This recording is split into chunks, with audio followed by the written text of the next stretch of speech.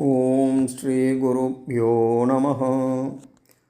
இன்றைய பதிவிலே நாம் பார்க்க இருப்பது பெரியோர் வாழ்வில் நடந்த ஒரு இனிமையான சம்பவத்தை பார்க்க இருக்கிறோம்.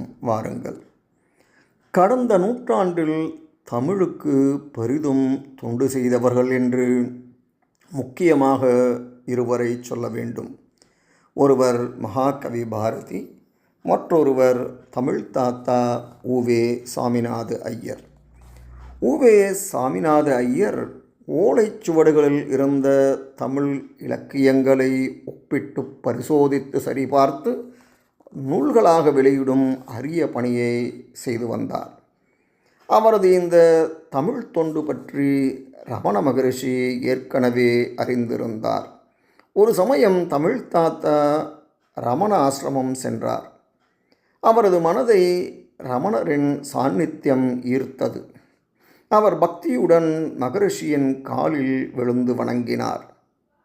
தமிழ் தாத்தா அவர்களை பார்த்து, எனக்கு சந்நியாசம் பெற விருப்பம் இருக்கிறது, ஆனால் பந்தபாசம் போகவில்லை என்றார். அதற்கு ரமணர், என்ன பந்தபாசமா?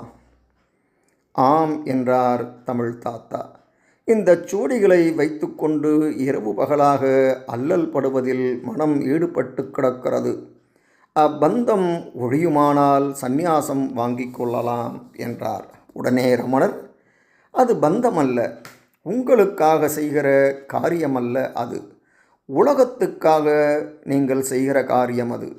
தனக்காக செய்யும் காரியங்களை விளக்குவதே துறவு. ஒரு குடும்பத்தை விட்டு வருகிற சந்நியாசிக்கு உலகமே குடும்பமாகி விடுகிறது. ஆதலால் நீங்கள் இப்போதே சந்நியாசியாகத்தான் இருக்கிறீர்கள்.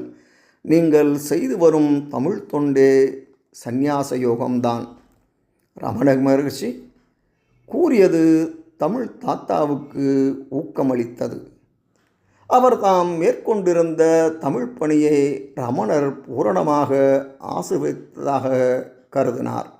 ரமணர் முறைப்படி சந்நியாசம் ஏற்றுக்கொள்ளவில்லை.